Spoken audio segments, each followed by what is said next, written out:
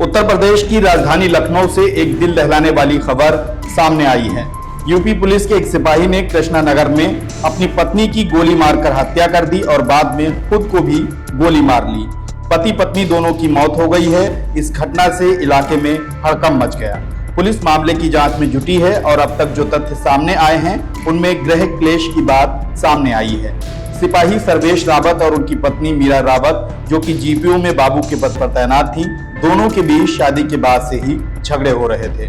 PGI के कल्ली पश्चिमी निवासी 35 वर्षीय सिपाही सर्वेश रावत कानपुर के बिठूर थाने में तैनात थे। वर्ष 2019 में कृष्णा नगर की मीरा रावत के साथ उनका विवाह हुआ था। दोनों की 11 महीने की एक बच्ची है। सर्वेश रावत छुट्टी पर घर आए थे। मीरा शाम को ही पति और बच्ची के साथ वापस कृष्णा नगर के आजाद नगर हसनापुर स्थित अपने मायके आई हुई थी। यहां शाम को दोनों के बीच झगड़ा हुआ और इस बीच अचानक कमरे से गोली चलने की आवाज आई। घर वाले दौड़कर कमरे में गए तो देखा सर्वेश और मीरा खून से लथपथ पड़े हुए थे। बताते हैं कि सर्वेश ने पहले अवैध पिस्टल से मीरा को गोली मार दी और फिर खुद को गोली से उड़ा लिया। दोनों को अस्पताल ले जाया गया, जहां डॉक्टरों ने मीरा को मृत घोषित कर दिया और सर्वेश को ट्रॉमा सेंटर रेफर किया। बाद में उनकी भी मौत हो गई। आप साहब हम तो नहीं जानते, अभी आए हैं। हमारी बिटिया यहाँ है। आप कब आई यहाँ पे? अभी जब हॉस्पिटल से लेके चले गए हम तो खोज नहीं पाए। आपको कैसे जानकारी हुई कि ये घटना हुई है? नहीं, चाची और फोन की ना। यहाँ पर आपकी बिटिया अकेले रहती थी? नहीं, हमारी बिटिया भी घर में रहती दूसरे। तो यहाँ कैसे आई थी फिर आज? आज हम खबर पाए, हमारी बिटिया की ननद है। आपकी बिटिया की ननद है ये? हाँ। डीसीपी साउथ केशव कुमार ने घटनास्थल का मुआयना किया है। उन्होंने कहा कि सभी बिंदुओं पर घटना की जांच की जा रही है। दोनों के बीच पारिवारिक विवाद का एक मुकदमा भी चल रहा था, जिसमें अदालत के जरिए समझौता हुआ था। सर्वेश 2011 बैच के सिपाही थे। उनके इस कदम से सब दंग रह गए हैं। थाना क्षेत्र कृष्णा नगर में सूचना प्राप्त हुई थी कि 2 व्यक्तियों को गोली लगी है। सूचना प्राप्त होते ही तत्काल थाना पुलिस की पूरी टीम यहाँ पे मौके पे आई। जो सीनियर ऑफिसर्स हैं वो लोग भी मौके पे आए। मेरे द्वारा भी घटनास्थल का निरीक्षण किया गया है। जो उपलब्ध सूचना है उसके हिसाब से पत्नी है जिनका नाम है मीरा, उम्र लगभग होगी 28-30 साल के आसपास। इनको एक गोली लगी है और जो इनके हस्बैंड हैं जिनका नाम है सर्वेश, इनको भी गोली लगी है।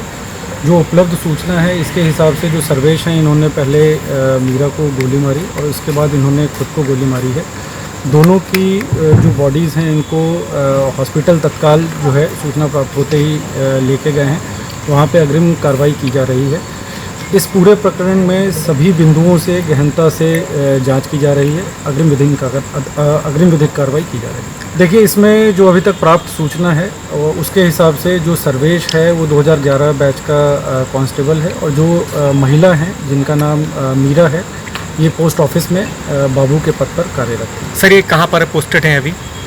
देखिए, अभी पूरी डिटेल तो हम लोगों को नहीं पता चली है। हम लोग डिटेल पता करवा रहे हैं। जो भी इसमें अपडेट होगा कि इनकी पोस्टिंग कहाँ पे थी, किस कार्यालय में कार्यरत थे, तो पूरी सूचना आपको उपलब्ध। जो इनका आपस में पारिवारिक विवाद था पति पत्नी का, और संभवतः जो अभी प्रथम दृष्टया जो घर वालों के द्वारा सूचना दी गई है वो ये था कि इनका आपस में पारिवारिक विवाद का एक मुकदमा भी पंजीकृत था बाद में, जिसमें कोर्ट के माध्यम से समझौता भी हुआ था।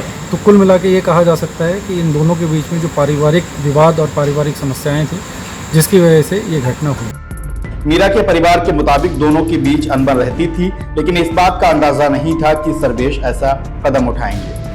मीरा जीपीओ में बाबू के पद पर तैनात थी। यह घटना ऐसे वक्त में सामने आई है जब यूपी के सहारनपुर के एक सर्राफा कारोबारी सौरभ बब्बर और उनकी पत्नी मोना बब्बर ने कर्ज से परेशान होकर जान गंवा दी और अब यूपी पुलिस के एक सिपाही ने पारिवारिक कलह में अपनी पत्नी की हत्या करने के बाद खुद को खत्म कर लिया है। ऐसी घटनाएं समाज को झकझोर रही हैं और मानसिक तनाव, डिप्रेशन जैसे गंभीर मुद्दों पर ध्यान खींच रही हैं। आखिरकार शादीशुदा, नौकरी पेशा, कारोबारी, आर्थिक रूप से संपन्न और कमजोर तक सब के सब क्यों इस तरह जिंदगी और परिस्थितियों या कलह से हार कर अपनी जान गंवा रहे हैं।